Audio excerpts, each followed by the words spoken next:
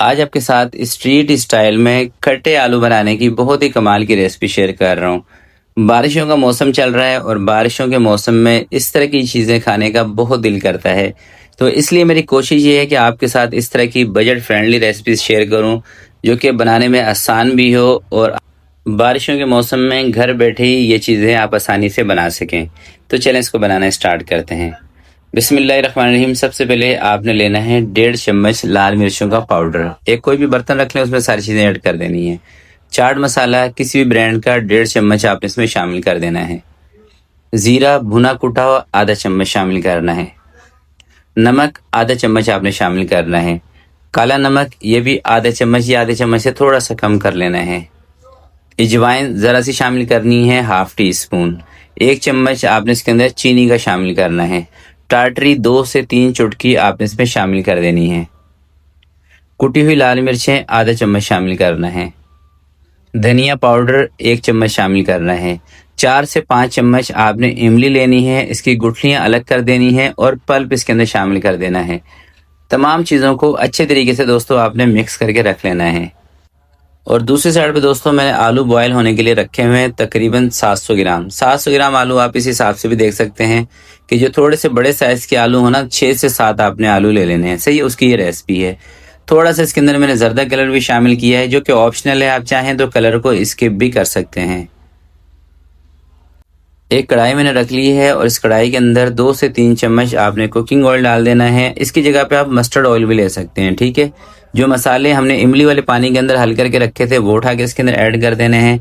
हल्का सा इसको पका लेना है और उसके बाद आपने इसके अंदर बॉयल किए हुए आलू ऐड कर देने हैं।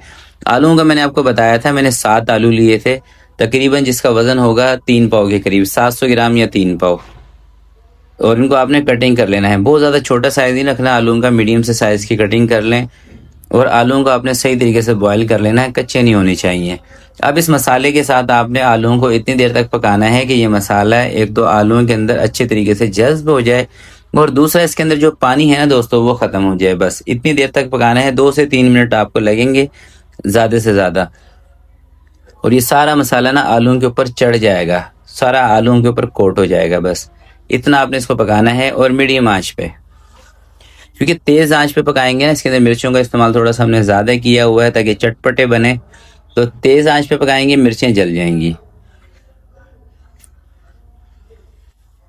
तो ये देखें दोस्तों, पानी जो है ना इसका ये तकरीबन ड्राई हो चुका है। बस इससे ज़्यादा थोड़ी सी देर आप इसको और पका लें, चंद सेकंड। उसके बाद आपने इसका चूल्हा बंद कर देना है। चूल्हा बंद करने के बाद दोस्तों लास्ट में आपने थोड़ा सा बारीक कटा हुआ धनिया इसके ऊपर डाल देना है। यकीन करें आपको मज़ा आ जाएगा, बहुत ही कमाल की ये रेसिपी है। हाँ, इसके अंदर ना आपने नमक ज़रूर चेक कर लेना है। अगर नमक आपको कम लग रहा हो तो हल्का सा नमक आप डाल सकते हैं। वैसे तो नमक परफेक्ट रहेगा, मगर चीज़ों का नमक जब आप तैयार कर रहे होते हैं उसी टाइम चेक कर लिया करें, क्योंकि दोस्तों नमक ऐसी चीज़ है ना, नमक कम होता है किसी चीज़ का टेस्ट नहीं आता, तो नमक बराबर होना चाहिए। तो अब इसको थोड़ा ठंडा करके आपको दिखाता हूँ फाइनल लुक। तो ये देखें, जैसे थोड़े से ठंडे हुए आलू, मसाला कितने अच्छे तरीके से इसके ऊपर चढ़ चुका है।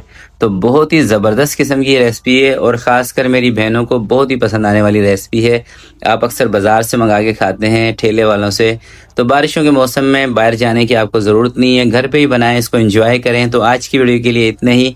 वीडियो दोस्तों अगर आपको अच्छी लगे तो प्लीज़ आपने इसको लाइक ज़रूर करना है। तो आपसे मिलते हैं किसी नेक्स्ट वीडियो में। तब तक के लिए अपना बहुत सारा ख्याल रखिएगा, अपने वालिदैन का ख्याल रखिएगा। अल्लाह हाफिज़।